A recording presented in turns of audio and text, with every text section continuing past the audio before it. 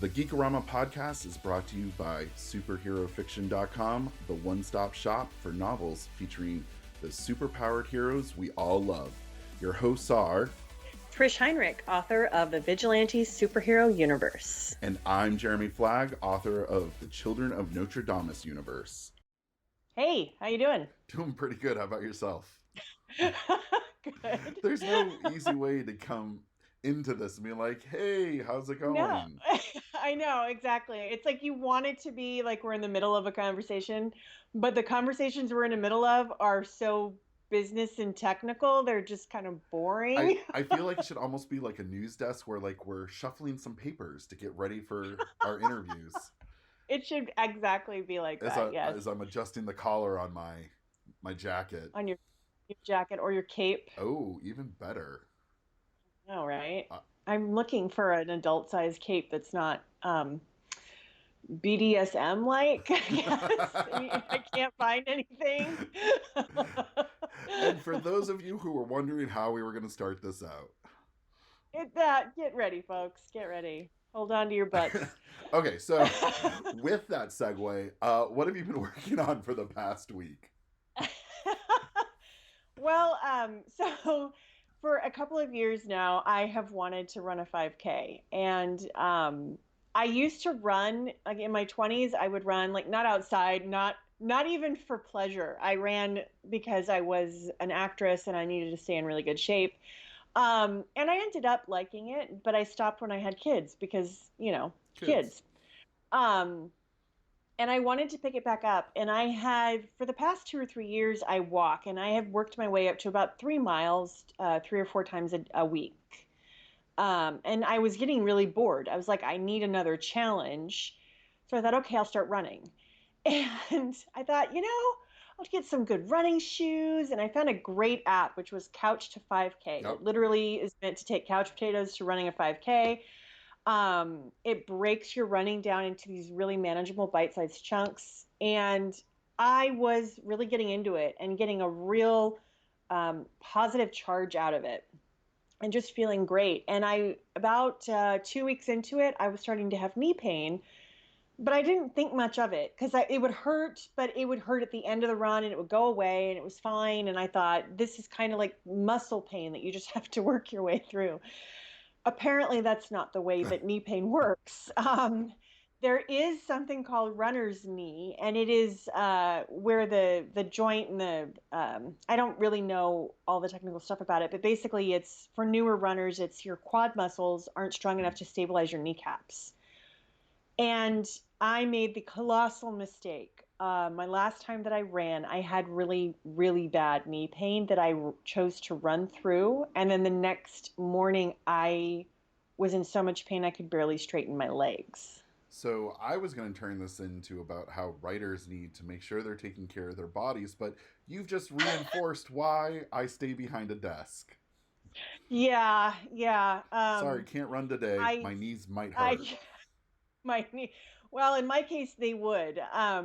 So I did a lot of research because that's just how I tackle a problem, and found out about runner's knee and found out why it happens to people that haven't run for a while or are newer runners. And I found some physical therapy exercises online because if you're watching this outside of the United States, you're probably thinking, why don't you just go to a doctor? I had so many people in the UK say, just go to a doctor. And I'm like, yeah, in America, it really doesn't work like that. Count the money. We only go to the doctor when we've lost a limb, because then it's cost effective essentially. So I'm doing everything I can at home, and I had gotten myself to the place about a week or two ago where, hey, I can walk up the stairs. I don't have knee pain. I don't wake up with it. This is great. I started walking again. I got up to 2 miles before I had knee pain. And then this weekend, it's just flared up really bad for whatever reason. So I'm trying not to be discouraged. I'm really trying to work through it because I really do want to run a 5K. Like, that is my goal by the end of the year. But if it happens that my knees really can't handle it, at least I'll know I gave it my best. And there's always other alternatives you can try for different challenges. Yeah, there is. I've thought about maybe I could join a gym, and I love the elliptical machine, and that's no impact on your knees.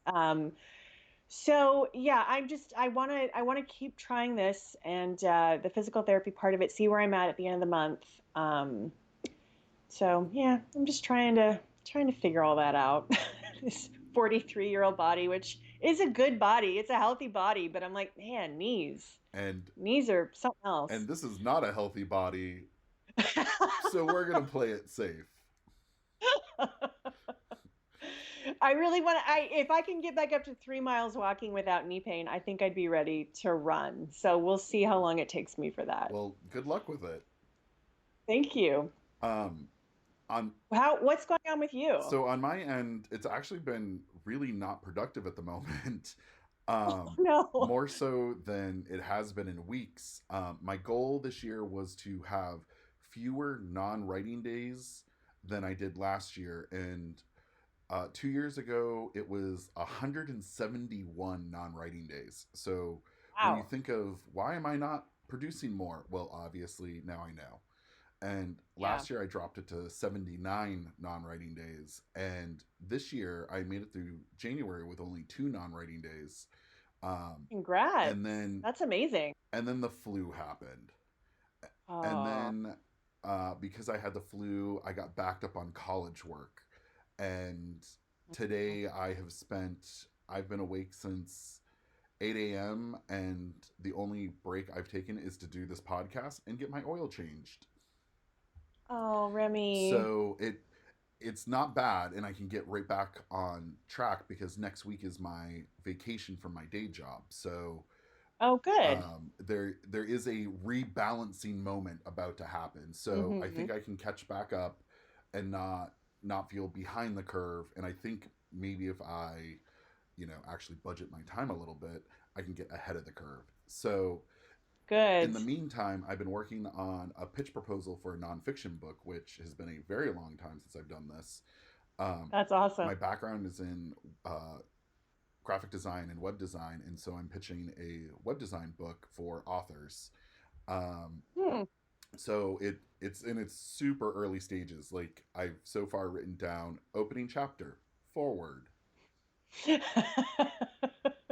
and that took me a while. And So okay.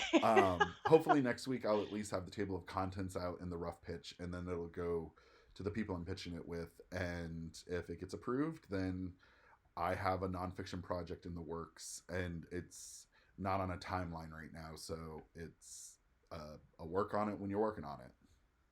That's huge. That's a whole nother stream of income. That's potentially just a lot of different things. I mean, nonfiction books can be turned into so many different things. And I'm presenting at a conference, and I'm presenting on this exact topic, so it's kind of a Oh, trial run. nice.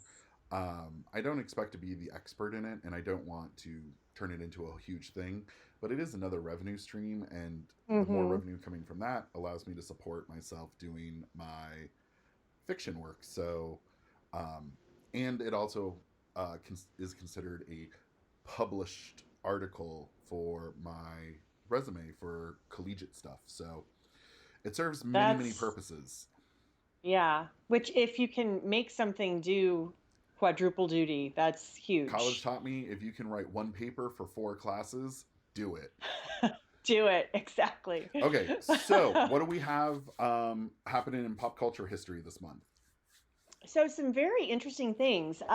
So this month, MASH aired its last episode. This was a 2-hour special that wrapped up at which at the time MASH was one of the longest running television shows in history. I'm not sure where it sits these days, but at the time it went off the air, it was hugely popular. It I believe still is up there in terms of its record of having 77% of the TV viewing population watching their 2-hour And finale. if I remember correctly, and I don't think it's number one now, but I think it's either two or three.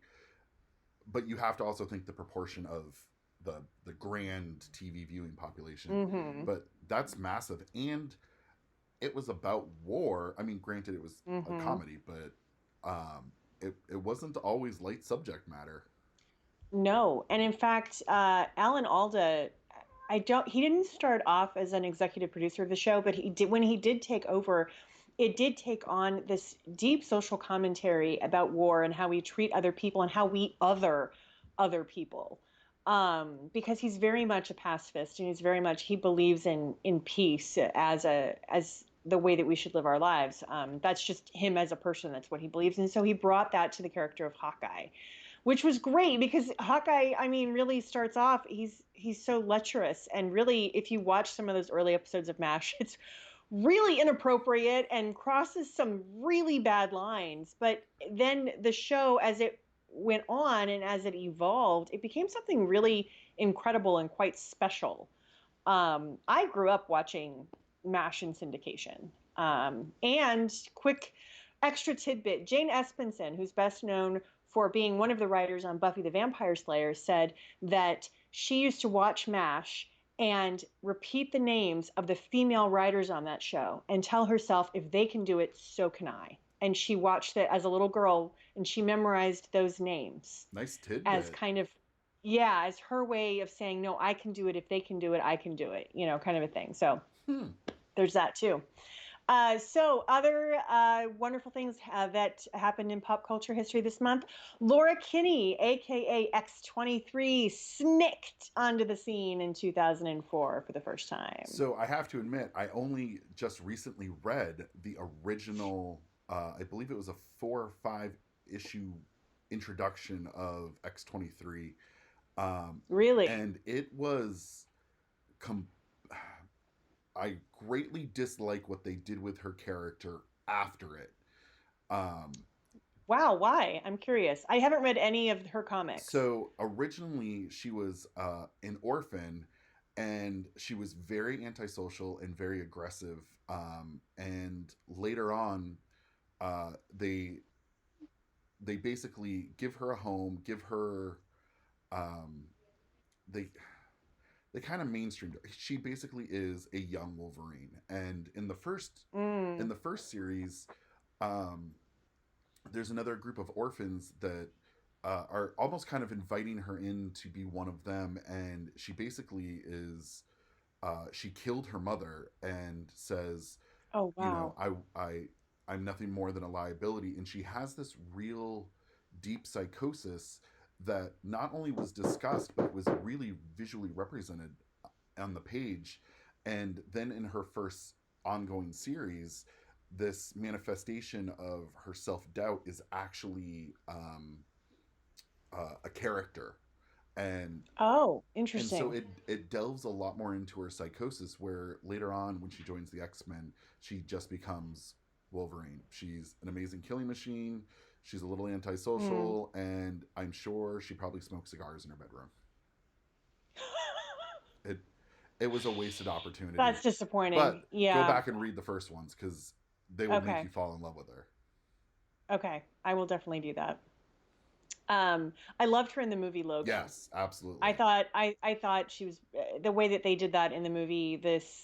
I don't know. I loved that movie. We should do a deep dive of that movie sometime, because I think that is one of, hands down, the most amazing, beautiful superhero films. It's almost an anti-superhero film in a lot of ways. Agree. So yeah, let's do it. Let's do a deep dive on that at some point in the future. The last bit of pop culture history I want to talk about is Nina Simone, American singer, songwriter, musician, arranger, and civil rights activist, was born on the 21st of February.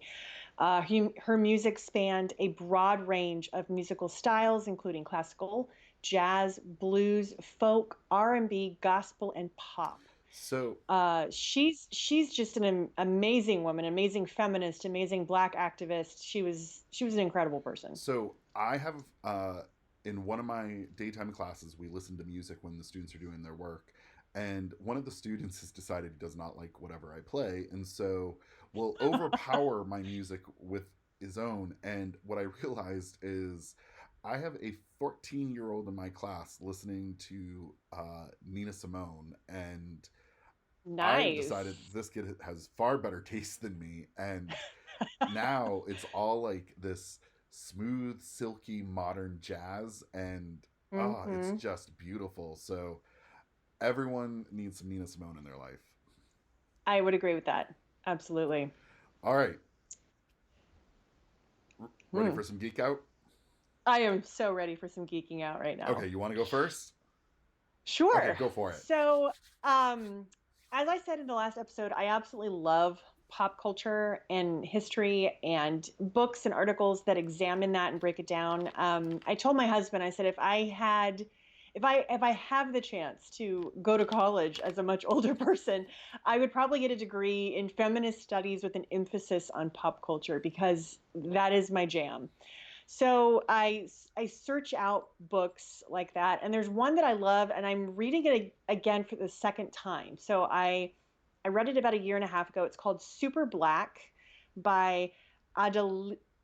Okay, I'm gonna butcher this name. I'm so sorry. Adelufu Nama, and he is a professor of I have it written down here. I apologize, everybody. He's a cultural studies, African American emphasis, and he wrote a book called Super Black. And basically, what it is it's an examination of Black superheroes, and he does it alongside looking at what was going on in the culture at the time, what was going on politically. Uh, with civil rights, what was going on in Black culture at the time, and the chapter that I'm reading again, like I said, I've read this before, and I had it on ebook, and I wanted it in print so I could like really like flip to the pages that I wanted to look at and stuff. Um, but he's talking right now about the chapter I'm reading is about blaxploitation films and about how blaxploitation films, for all the problems that was inherent in that genre, and there were many, they are actually narratives about Black superheroes because there are these individuals in these just crazy, really bizarre circumstances, some of them with kind of ungodly, like not ungodly, but like godly powers, godlike powers of like being able to fight and dodge bullets and like just, over the top action stuff. And he talks about how these are basically cinematic Black superheroes before we got cinematic Black superheroes, and how blaxploitation films um, kind of didn't exactly lead the way, but they opened a door a little bit in comic books for the creation of Black superheroes, like Black Lightning, for instance. It's very much rooted in blaxploitation. Luke Cage, Misty Knight, those characters are rooted in the blaxploitation films of the 1970s, but they didn't stay there. It was like blaxploitation opened the door for comic creators to feel like they could do this and give those characters uh, their their own titles instead of making them the sidekicks or the person that just came in to say some jive talk or whatever like that. They were actual characters, and while all of them had their issues, um, they what they became was really powerful in the Black community because you had Black characters of intelligence and agency, and who went out and they fought on behalf of Black communities. And particularly, you look at Black Lightning. That's what he does. He goes into the ghettos of Gotham, and I believe it's Gotham, um, and he makes things better. Luke Cage in the Heroes for Hire. That's he's in an inner city working out of a dilapidated theater. And so it's a book about looking at Black superheroes and what they represent for Black culture, and it just I find it fascinating. I like I said, I'm reading it for the second time because I love it that much. The and I've always found that when those characters start to break away from their roots, and I understand that all the characters need to grow and expand as their audience grows up, but they also need to be accessible to the new generation. Mm-hmm. And I'm gonna throw her under the bus. Unfortunately, Storm has, for me, a lot of her plot line has run stagnant. Um, That's too bad. there's unfortunately only so many times that I can tolerate her referring to herself as a goddess, and like that's I get it. It is a piece of your history, but some of her best storylines were when she rallied against Shadow King as someone who was infiltrating Africa, Mm-hmm. and even when she decided to go against culture and when she became Punk Storm, she was she was still owning that rebellious nature that she had. And so I Mm-hmm. find that when they when characters break away from the thing that has iconically made them, they can unfortunately get redundant. And Yeah. it sorry guys, I'm sure I'm gonna get Well, shot when you know. well, and I think it's also like, for instance, uh, when Ta-Nehisi Coates wrote Black Panther, people were just gaga for it, and I wonder if it has something to do with the fact that you have an African American man writing um, a black character. Mm. And so if you brought in a black woman to write a Storm storyline, what would that be like? And And I think that, you know, the I don't know about the black exploitation films if they had black writers or not. But I feel like you have to, not that a white person can't write good black characters, but they have to do it with care and thought and sensitivity, and not allowing or not bringing in any black writers to write these iconic and very important black superheroes. I think it's a real lost opportunity. And I think in this day and age, it's like, come on, people, this is what you need to be and doing. we've seen across the board the the the kind of sad story in my classroom was I teach illustration in my class, and I always reference it through the lens of comic books. And one of the girls in my class was completely disenchanted with me, and I sat down and I was like, you know, you're completely tuned down. She goes, why would I read comics? They're Mm. they're a white people thing. And Oh, I wow. said, well, I have a comic book for you, and pulled it out, and I had the introduction of Ironheart as Iron Man, and then when she took on her own comic as Ironheart. And That is cool. I've never watched a student digest comics with so much speed. It was amazing. And then her first statement was, I can tell when a white person got a hold of this. Huh. And Okay, that's really if interesting. you look, Riri's skin color goes from unapologetically black to appropriately black. Yeah.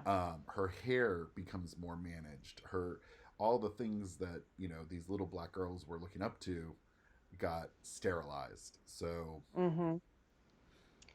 yeah. Um, there is a link that I'm including that you can buy Super Black. It is like it's an audio, ebook, and print. I highly recommend it. If you are into pop culture and you are really wanting to dive more into just a different viewpoint on black superheroes from a person of color and their perspective on it, I highly recommend this book. All right, so what is your geek out this week? So I have a little bit of a weird geek out because I decided I wanted to do a comic book, but I in all of my break away from Marvel and DC, which is kind of funny because I need people to understand like I am a diehard Marvel guy. It's you know very obvious. Um, but I have been trying to read non DC Marvel comics, and the one that I came across was so fitting to me that it was kind of amusing, and also brought up to me by Amanda Call.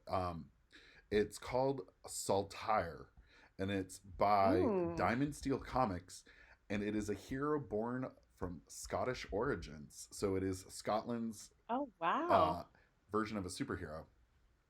And Okay. the best part to it is it it really draws on Scottish or Caledonian folklore and myths.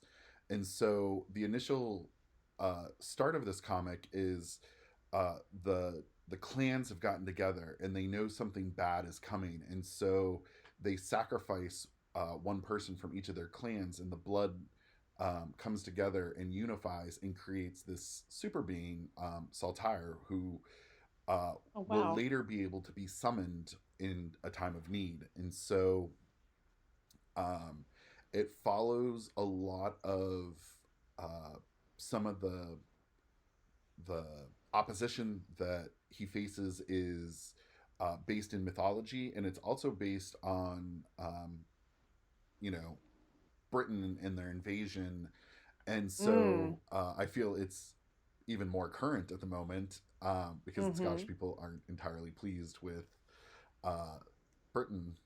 Uh, Yeah. or, Not that they have a reason to no, be. not at all. Not I mean, it's yeah. yeah. And so it was originally We'll try to stay out of politics as much as possible.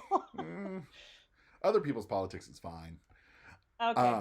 It was created by John Ferguson and it's illustrated by Claire Rowe, both from Scotland. Which it's a beautiful tribute to Scotland, and that's one of the things that I really like about it. The storytelling is very unlike typical comic books, because in a typical comic book, X-Men has 500 issues to get their point across, and this you Mm-hmm. can obviously tell was going to be a limited run, and it wasn't going to go on Mm. forever. And so some of the storytelling gets a little sped up for my taste. I would have loved more. I want more all over the place. Mm-hmm. um, but it's beautiful in the fact that it relates to Scotland, and it relates directly to the spirit of its people, which is a giant middle finger to everybody else. And they have this "we can do it" attitude that I believe we should be writing songs about. And so I believe they have written yes, they songs have, about and it's that. actually called Caledonia. Matter of fact, um, Oh, and awesome. so the whole comic is beautiful, and Claire does an outstanding job bringing this to life. The colors are interesting, the Mm. perspectives are interesting, just everything about it is a little bit of an off kilter from what you're used to with popular mainstream comics. And I definitely highly suggest it. It's a great palate cleanser, and it's a great make you think about how storytelling's done. So, Mm. what needs to be there, what doesn't need to be there. So, I highly recommend it. It's not suitable for younger audiences. It's a lot of people get impaled. Got yeah. Well, you started off with human sacrifice, so right then and there, I was like, okay, not for the girls. So, probably ages 8 and up, I guess. Um, and I'm pretty sure we saw some butt cheeks, but yeah, everybody has yeah, butt everyone has cheeks. that now. So I'm gonna include a link. I definitely suggest checking it out. It's a little bit pricey as an ebook because it's an indie comic, so it's Hmm. definitely worth the money. And it's the compendium, so it's Mm. I mean, if you bought that many The whole issues thing. of X-Men, it would be the same price. So definitely something to check out, and something that has a little bit of historic relevance and borderline historical fact. Imagine Kind that. Maybe a little. of. Okay, so we've been excited to do this deep dive for a while now. And last week, of course, we had to wait because Trish and her husband had to go on date night first. Um, so I blame them. Blame them why it's a week late. Remy has been sitting on this all week, So and that is go for it. You introduce it. uh, Birds of Prey and the Fabulous Emancipation of One Harley Quinn. Before we get going, this is going to be so full of spoilers. So if you haven't seen it Yes. yet, or you care the outcome, I highly suggest this is where you hit pause and just give us a thumbs up instead. Um, However, if you don't mind spoilers, or if you're one of those people, it's definitely, no matter how much we spoil it, it's still, we can't do it justice for that. So No, we can't. We can't at all all. right, so I think the thing that I really want to start about is the Hmm. non-linear storytelling of this. Yes. So Oh my God, that was so refreshing. we're going to refer back to Suicide Squad a lot because Suicide Squad wrong, Harley Quinn right. Yes. And you can't change my mind, so sorry. Um, so the great thing about this is Suicide Squad did it first. They did when they Hmm. introduced a character, they did like a cool little cameo, a little something something, a little bio of them, And it was a nice way to give an origin story where I didn't need to watch 5 different origin stories at once. Yes. Awesome. And that's where it ended. It just, once they did it, it was like they needed to shove another hour of movie in quickly, so they Yeah. did that. Whereas Harley Quinn, it was absolutely crazy. It was, which I mean, it set a tone for the, I mean, it is an ensemble film, but it's told by Harley Quinn. So it really, it was like looking into her brain and how her brain would tell a story. And the best part about it is, I think the actual delineation of the storyline, we watched Harley's brain at work. So Yes. while the visuals complement the character, while Margot Robbie did a great job portraying the character, the director did a great job telling Hmm. the character by the order in which the story happens. Yeah. And for those of you with very short attention spans, this movie will just titillate you beginning to end. It was made for you. It was made for short attention spans. It really was. I didn't know where it was going at any given moment. Yep. We all knew what the ending was going to be, of course, but Yeah. you did not know how they were going to get there until the last scene. So Yeah. it it it And the back and forth. Yeah. The back and forth of what I loved is something would happen. You're like, wait a minute, did I miss something? And that's when Harley would interrupt and go, okay, we need to talk about this. And I was like, oh, okay, good. We're going to talk about this. and Like it made me happy. It didn't piss me off that we were interrupting the flow at all. and the flow gets deliberately interrupted nonstop. And Oh, in yeah, any other movie, I would be irked that you kept jerking me out of the story. exactly. But Yeah. she is the one who's jerking you out of the story because you're in a psychotic break at this moment. Yeah. And it it does it so well that it does a great job of covering up little reveals. And like you Hmm. said, there were great moments where you're like, I'm I'm putting that in my mental list. Plot. Oh wait, no, no, she's gonna Yep. solve the plot And hole. then they fill it. And because it's her, because Margot Robbie does an amazing, I mean, off the charts good job of being Harley Quinn, I didn't mind. I was No, like, ooh, what is she going to say now? Like, I just wanted to hear what she had to say because she's such an interesting character. and so I think first and foremost, for those of you with short attention spans or those of you who like surprises, this movie just drops surprise after surprise after surprise, Hmm. It and does. none of them, I don't think at any moment were startling revelations where we all go ooh. But No, it's altogether, not that kind of yeah, movie. altogether it made it super satisfying.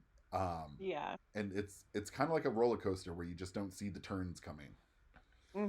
Which is so funny that you say that because the climactic battle is in a dilapidated, like, carnival, basically. So that actually Which brings to the next I was point. so excited about that. I was like, oh, we get to see the So carnival. at the beginning of the movie, it starts out in New York. So how weird was it watching a supervillain run through a bodega? It was a little weird. It so the movie opens in downtown New York City basically. And Hmm. it's not stylized. There's no dark night. There's no It's a more realistic it Gotham. I'm it really, it's, it's like the cameraman is sitting on a daylight street in New York hmm City, hmm and here comes a woman with outrageous makeup running down the street. and you're like, well, what am I looking at? What is going on? And and and and any portrayal of Batman, there's always the oh no, supervillain. No, there's a crazy woman running down the street in New York City, and you know who notices? Nobody. Nobody.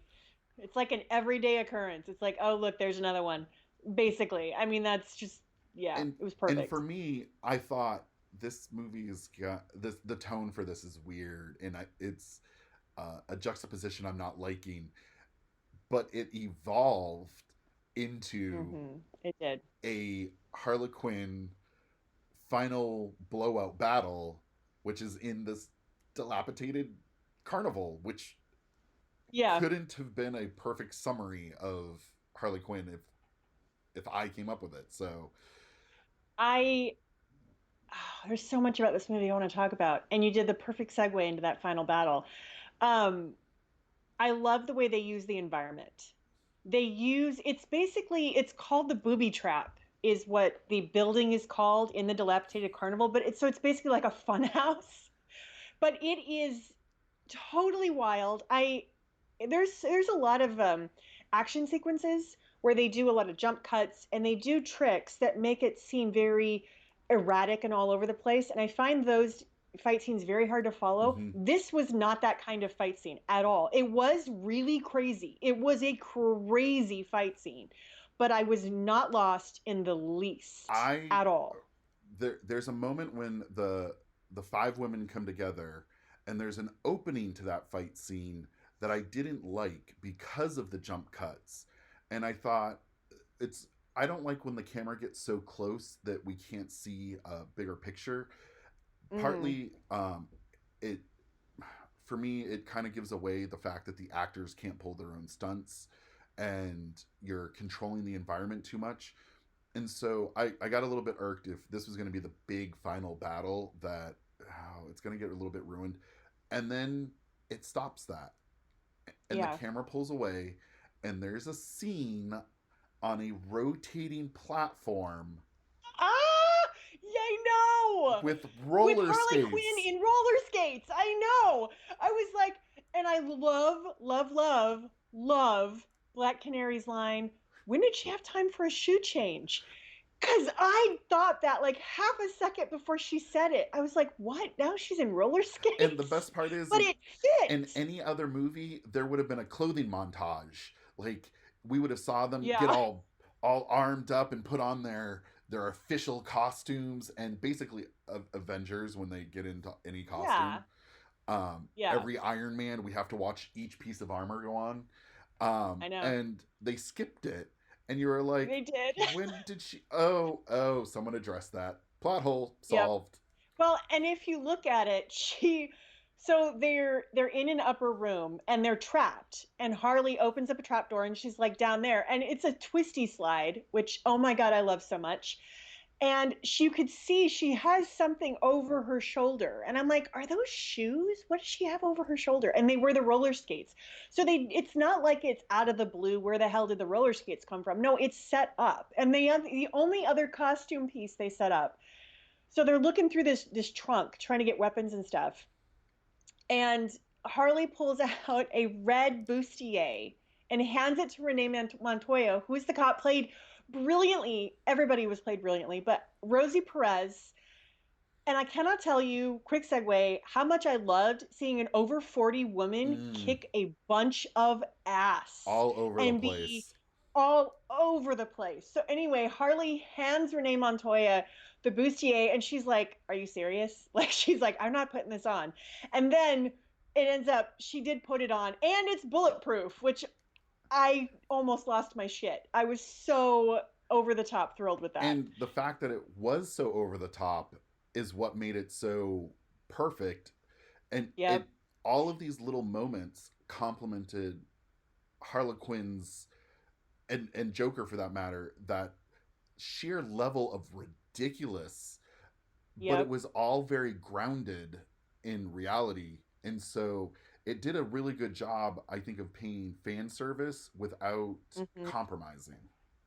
Yes, I would agree with that But very my much. favorite part of this final scene when they're in the skates is, so there are four adult women and one teenager, and the four adult women are the fighters, and the younger, the teenager, Cassandra Cain, who is essentially the central instigator of some of the plot.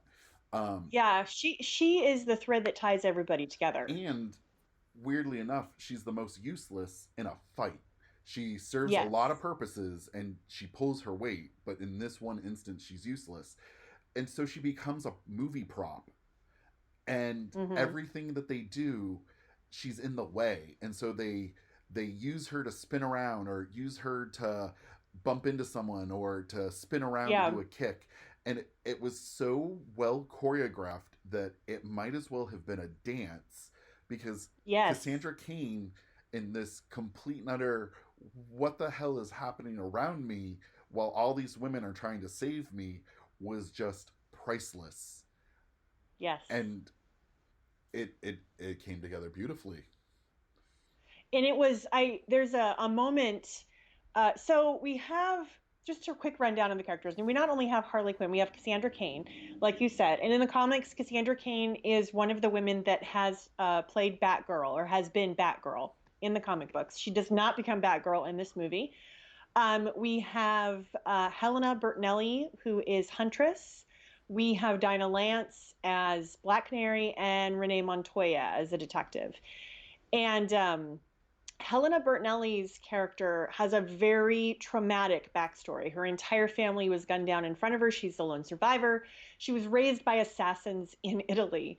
And one of the things I absolutely adore about Helena is she is the epitome of socially awkward. Yes. She does not know how to talk to other people at all, which fits. If you're raised in Italy by a group of bloodthirsty assassins, you're not going to have social skills. She's great as a But killer, but yeah. every Oh, conversation, she is defeated in a conversation. yes.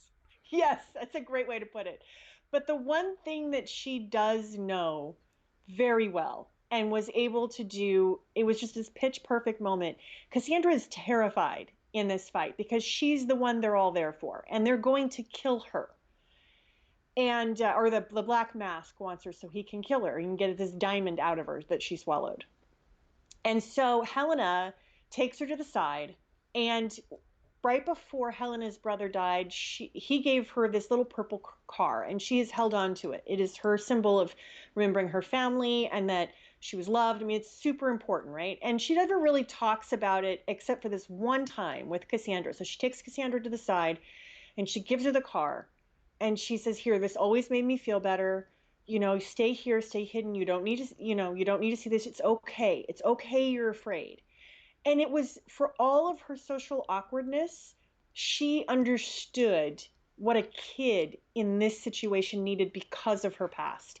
And they don't make a big deal Yeah. out of it. It's done and over with, but it was brilliant. It was so good. And one of the things that I really like, and we'll talk more about this in a second, but these subtle moments are so well planned. So the Mm-hmm. fact that she has a tender moment despite being bloodthirsty killer, the fact that Harlequin is mentioned as, I'm not going to necessarily say bisexual, I'm just going to say sexual across the board. Yeah. Um, She's yeah, queer. We can call her, she's a queer and representation, it's representative such character. a quick line that if you're not looking for it, it just flies by, and it serves no importance to the plot whatsoever. But it's established, and we don't need to see her romance blossom for it to No. happen. And then uh, Montoya is a lesbian and Mm-hmm. references an ex-girlfriend, and the reference is so simple that you don't think it's a big deal. And it was actually to the point where I didn't realize that her ex-girlfriend is in the story. Oh, Yeah, I really? didn't realize that that's who they meant. I guess I just didn't make the name.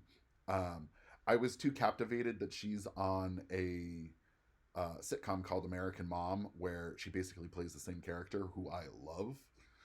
um, The actress that plays her yeah. ex from the DA's office, she's fantastic. She's in one of my favorite Netflix romantic comedies called Always Be My Maybe. Oh yes. It's so good, and she's a stand-up comic. Okay. I believe she did a comedy routine while pregnant. she um Uh, she she's she amazing. made some great deliverables, and the chemistry Yes. between them was, electric, and not for a good reason.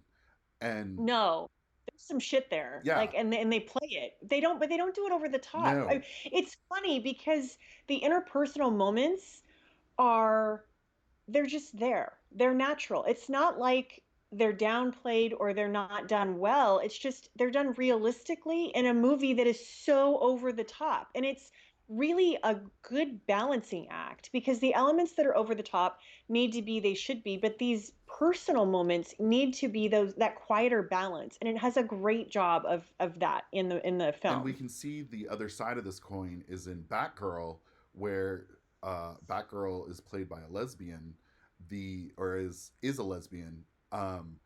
It becomes an ongoing story plot item, and because it's a series, they drag it out and they dial it up, and because every Yeah. episode has a theme. This movie, I think, did a good job of staying true to what the movie's about, which is the emancipation of Hmm. Harley Quinn, but they gave Hmm. those personal touches that made them more human and more accessible to a broader audience, which, I mean, rock star across the board. Yeah. um Well, and also, I mean, speaking of emancipation, so this, did you, I don't want to interrupt oh, no, you. no, no, Like if you no, had no, something go else for to it. add. So I've never really liked Harley Quinn. I've never been a Harley Quinn fan. And the main reason is because of her relationship with the Joker, and how everybody's like, oh, it's such a great relationship. I'm like, no, that is a horribly abusive situation. And so I never liked Harley until, I mean, I love her in the cartoon. There's a DC Hmm. streaming cartoon series, which we should talk about at some point, because that is freaking amazing. But in the cartoon, and then also in this movie, she is emancipated from that abusive relationship. And it is not just about her emancipation and taking back her power and recognizing, you know what, I am enough without him. I am more than enough without him. It's also, I feel like, Renee Montoya's emancipation of like, you know what? My career has constantly been stolen by the men around me, and I'm done with it. It's Dinah Lance realizing I don't have to be this guy's, under this guy's thumb anymore. It's Helena Bertinelli realizing I don't have to just be like what these men taught me to be. It feels like all of them find a measure of emancipation throughout the film, and I really loved it. And it wasn't like cheesy, like it wasn't this cheesy girl power Nope. moment. It was It was messy. so much more than that. It was so messy and imperfect, and it was the time when they do finally come together at the end, which I loved. I didn't know how they were going to bring them all No, together, but it made so much sense, and it was so simple. Some of these superhero films, they were just like, they want this big over the top reasoning. This was so there simple, was and no it worked Martha. beautifully. God, thank God there was no Martha. No Martha. So that actually brings me into what I had a problem with, and so I want to bring up the Bechtel test. What's the full name for it? Do you remember? The Bechdel Wallace, Yes. I believe. Okay, so the Bechtel Wallace test essentially says that um, a movie needs to have an exchange between two female characters that does not involve them talking about a guy in some shape or form. And Hmm. basically, what it's trying to say, and it's not, it was never meant to be used quite the way that we commonly use it. Yeah. Um, but essentially, the way we use it now is this movie pro female? And this is all going to get dicey, so pardon me. Is it pro female by the women having an exchange that does not require a man to be part of it for them to exist? Hmm. Um, and this is where Trish and I are going to potentially disagree. Actually, we are flat out It's a disagree. we're going to disagree, but that's okay. Um, I believe it does not pass the Bechtel test. And I do have to say that that's with a tweak to the Bechtel test itself. Um, but before I go on to it, I want you to talk about why you think, like, please. So I looked up, vaguely remembered the origin of the Bechdel test, and I wanted to make sure that I was remembering it correctly, and I was, which is, it was the first time we ever see the Bechdel test is in an underground LGBTQ comic. And there's two lesbians out. Looks like they're out on a date, or they're just walking around together, and they're just talking about movies. And the origin of the Bechdel test was very early on. It was basically a way for, if, for instance, the movie Alien or Aliens, no, Alien was Yeah. the first one. So you have Ripley and you have another female character, and they don't talk about the men around them. They talk about the monster. And so for lesbian, and this is from the comic, so if I'm getting it wrong, please somebody let me know in the comments. But it was a way for lesbian or LGBTQ viewers to be able to imagine representation. So if you have these two women and they're not necessarily, heterosexual, and they're not talking about a man, you could kind of imagine that they were together so that you had your representation there. So that's really like the bare bones origin of that. And then it did kind of evolve from there. I believe that this passes the Bechdel test on several different levels. Yes, the whole plot is kicked off because of a man, and yes, they have a lot of conversations about this man. But they also have conversations about their life. Like Cassandra Cain grills Harley Quinn about how did you get so cool? Like she just thinks Harley Quinn is the coolest thing ever, you know? And Renee Montoya and Dinah Lance, they talk about Dinah's mom, who was this kick-ass superhero that Renee knew and worked with. Helena, what little she has a few, like I wouldn't necessarily call them conversations, but she doesn't. When she talks to Cassandra, it's about Cassandra's feelings and how she is doing. And so while there are a lot of conversations that have to do with Black Mask and oh my God, what's going on, they're conversations with each other that are not about him. They're deeply personal and they have substance. They're not just there to check a box. And I felt that in another way, the very fact of the movie that they're, like I said before, this emancipation idea of getting out, like having a life that's not defined by a man, that's not controlled by a man. I felt like their conversations about a man were about that emancipation. So to me, it wasn't as egregious, if that makes sense. Okay, that's actually where I was going to go with it. The only character for me that passes the test, and I'm completely derailing the test here. It's okay. Every one of the character is solely motivated by a male character, and that was my beef with the movie. The only character not motivated by a male, who ultimately then becomes motivated by a male more so, is Cassandra Cain. She's more motivated by her own story and her a broader family concept, whereas the Huntress, it's the man who killed her family. Harley Quinn is Joker. Montoya is her sergeant, and I'm missing someone here. Oh, Dinah Lance is the villain of the story. So that's my only reason, and I wish that there had been, and I'm gonna shoot myself in the foot on this one. And I was looking for opportunities for this, and I thought, well, what if Montoya was motivated by her ex-girlfriend instead of her animosity towards her sergeant, which is rightfully so. Rightfully. So that would have been interesting. I never even thought about that. But that's the only reason why I had a beef with it on that level. And when I say beef, I mean I'm talking a sliver of beef, because truth be told, like you said, it's not as obvious and it's not as assaulting your senses, because they are liberating themselves in this situation. And I try to think, if this was the same show about 5 guys coming together and they were all motivated by powerful women over them, it would have been a weird dynamic. And I know you can't equate one to the other, but if you flip the table, there's an awkwardness to it. So there is an awkwardness to it. Yeah, you're right. But I felt like it fit the theme of emancipation. Yes. And like I said, like it's not, I really do believe it's not just the emancipation of Harley Quinn. She's the most obvious ones, and the others I think are much more subtle.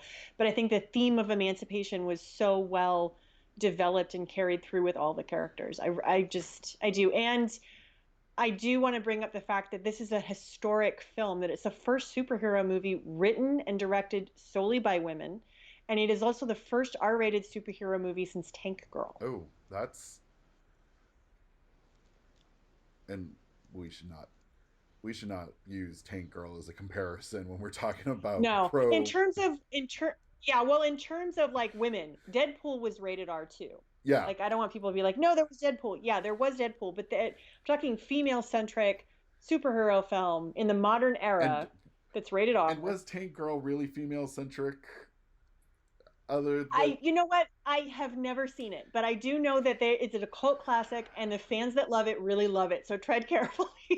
I'm going to go on the realm that the reason those fans love it have to do with her missiles. Okay. Yeah, it's on the Yeah, cover actually. okay. I should probably watch it. It is a cult classic that I should probably watch. You will, your jaw will drop, I think. Will it? Okay. So my last thing, and just a kind of a quick piece. What did you think about Harley Quinn as far as her being a psychiatrist? So it is part of her origin story. I'm not originally. I think it's more of a modern Yeah. iteration. And I loved Oh it. no, I actually, really loved that is her origin story because Harley Quinn was invented for the Batman original animated series, the animated series. That's and you right. do see a flashback of her in a lab coat, so something Yeah, medical ish, I think. yeah. She's the Joker's psychologist, and they end up falling in love because why not make it Yeah, weird? Um, I thought that was great. She's an educated woman who's really smart and driven, and I thought it was great. I thought it was really good. I love that she Go knows ahead. she's And I do want. crazy, She knows. She's like, and whatever. and I'm nuts. I and don't there are care. moments in the film where everything has gone crazy and it's so much all over the place, and then she pulls it back and she psychoanalyzes herself in a way that, Or the situation in general. yeah, It's just like, oh my God. and she constantly just keeps looking at people and goes, what, you just think I'm crazy? And the fact that she's doing it makes her a little Yeah. more crazy, and It's a wink and a yeah, nod. Yeah. I honestly haven't had this much fun at a superhero film since the first Deadpool movie. yeah. I would say if you were a fan of Deadpool, you're going to be a fan of this. Oh, you're gonna love this. And I think it is beautiful in the way that it is. So my films so far are Wonder Woman and this. There is no other DC Mhm. film. Sorry, they're all No, dead. not even. And Aquaman had a great opportunity, but that film was a freaking hot And mess. really, It was, the only thing that mattered were the abs. yeah, I mean, yeah. Okay, we'll talk about that later. Um, I do want to bring up really quickly. I want to address just real fast the common criticism, and it's really funny. I see this mostly from men. Big shocker. In another news, water is wet. Um, um, that, well, it's not really Birds of Prey, because Harley Quinn wasn't in Birds of Prey. Okay, let's address that really quickly. No, Harley Quinn's not generally speaking in Birds of Prey. I mean, I saw a image from a comic book where it looks like she is and it might be more modern iterations, but traditionally, no. Margot Robbie has come out and said, "This is why I chose Birds of Prey," because she was offered two choices: Gotham City Sirens with Harley Quinn, Poison Ivy, and Catwoman, or Birds of Prey with these characters. And she said she looked at both, and what she realized is Poison Ivy and Catwoman are definitely going to get their day on the screen. mm-hmm. That is going to happen with or without her. These other characters won't. And they are worthy characters who deserve their day on the screen. So she chose Birds of Prey because she felt like it was the more worthwhile project in terms of getting these female heroes out there. And I absolutely love that. And if you want a perfect example of this, there's a new Batman trailer. I haven't seen you it. want to know what doesn't matter and no one gives a crap about? A new Batman trailer. Because I've seen it 4, 5. Let's just make another. I've lost count. Yeah. So this is the perfect example. This movie gave characters that will never ever see screen time an awesome opportunity. And for those of us who are tired of seeing a new bat suit we're done. I'm calling it Yeah. quits. No one cares. If some No. if someone doesn't buy my ticket to that movie, I won't go see it. No, I really honestly refuse, to be honest. And there is, while there is no talk about, and this really does kind of break my heart, but it was expected. There is no talk about bringing back the Birds of Prey, the group that is the Birds of Prey at the end of the movie. There's no talk about bringing those characters back. There is talk for Harley Quinn's next film about bringing in Poison Ivy. Okay. And there is the possibility that we will still have Cassandra Cain there. So And even if that's she's something. using her popularity to elevate these other characters that wouldn't, that's great. And that's why I wish, Yeah. you know, if we're going to have another Batman movie, if I have to see Joker as the villain, if I have to see the Again. same three villains over and over again, no Yeah. one cares. Bring us characters that won't otherwise make it to the screen. Yeah. Otherwise, Give us something we've different. seen it. Yeah. So I guess I have I guess it's going to be a negative question of the week. Okay. Um, I love it. I love it. what superhero are you tired of seeing in whatever iteration, whether it be comics, Mhm. film, or TV? I'm curious to hear if what are you exhausted from?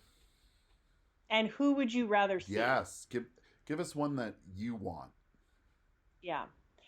And double bragging points for the most like obscure one that you can find. Yes, I want to That would be I want awesome. to have to do some research to figure out who we're talking about. Yeah. Yeah. All right, so I think that's a wrap.